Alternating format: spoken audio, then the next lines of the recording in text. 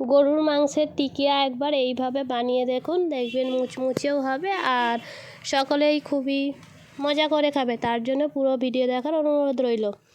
আসসালামু আলাইকুম, সকলেই কেমন আছেন? আলহামদুলিল্লাহ সকলেই ভালো আছেন, সুস্থ আছেন। আমি এখানে গরুর মাংস ছোট ছোট করে টুকরো করে নিয়েছি যাতে পেস্ট করতে সুবিধা হয়, তাই এটাকে মিক্সচার মেশিনে আমি পেস্ট করে নিয়েছি। দেখতেই পাচ্ছেন ঠিক এই রকমভাবে পেস্ট হয়েছে।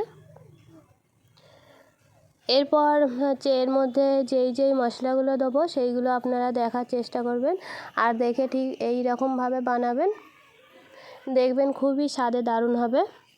তাই এখানে আমি মাংসটাকে পেস্ট করে নিয়েছি। এর ওপরে দিয়েছি 2টো মিডিয়াম সাইজ পেঁয়াজ কুচি, 2টো কাঁচা লঙ্কা, এটা দিয়ে দিলাম আদা বাটা, রসুন বাটা।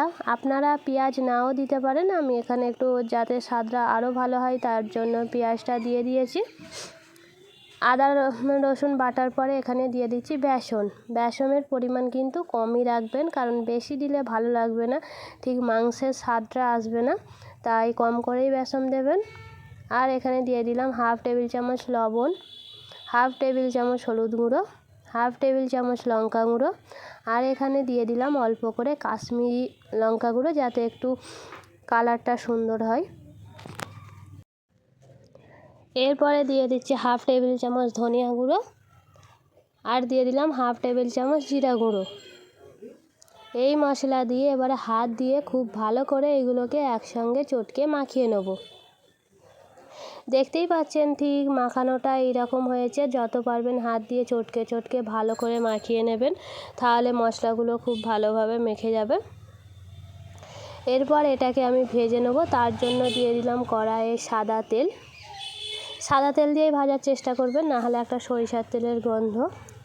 এরপরে হাত দিয়ে এমন গোল গোল করে এটাকে চাপটা করে নিচ্ছি। তেলটাকে খুব ভালো করে গরম করে এর মধ্যে দিয়ে দিচ্ছি। এটা কিন্তু একদম হালকা মিডিয়াম আঁচে ভাজবেন, না হলে ভেতরে কাঁচা রয়ে যাবে, স্বাদটা খুব ভালো লাগবে না। তাই যত পারবেন গ্যাসের একদম লো আঁচে করে একটা একটা করে আস্তে আস্তে দিয়ে দেবেন। ঠিক এইভাবে চাপটা করে। আপনারা যদি গোল খেতে চান গোল করে দেবেন, কিন্তু গোল করলে এর স্বাদটা অতটাও ভালো হবে না, তাই গোল গোল করে আমি চ্যাপটা করে ঠিক এই রকম একটা একটা করে দিয়ে দিচ্ছি। এমন একটা একটা করে সবগুলোই প্রায় দিয়ে দেবো। সবগুলোই দিয়ে দিয়েছিলাম। এরপরে এক পিঠ হয়ে যেতে অপর পিঠটা উল্টে নিচ্ছি। দেখতেই পাচ্ছেন এক পিঠের কালারটা কেমন একটু চেঞ্জ হয়ে গেছে। এরপর সবগুলোকে অপর পিঠটা উল্টে নেব। ঠিক এই রকম একদম হালকা আঁচে সবগুলোকেই ভেজে নেব। আমার ভিডিও যদি আপনাদের ভালো লেগে থাকে তাহলে ভিডিওটায় অবশ্যই একটা লাইক করে চ্যানেলটাকে সাবস্ক্রাইব করে প্লিজ পাশে থাকবেন। আর আপনারা কমেন্ট বক্সে জানাবেন যে রেসিপিটা কেমন লাগলো। আপনাদের একটা লাইক ও সাবস্ক্রাইব আমার ভিডিও করার অনুপ্রেরণা জাগায়। দেখতেই পাচ্ছেন পকোড়া টিকিয়ার কালারটা কেমন চেঞ্জ হয়ে গেছে। এরপরে এটা ভাজা কমপ্লিট, এটাকে এবারে নামিয়ে নেব।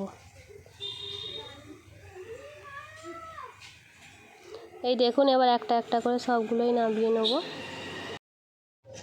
মাংসের এই টিকিয়াটা আপনাদের কেমন লাগলো বাড়িতে ট্রাই করে অবশ্যই আমাকে কমেন্ট বক্সে জানাবেন।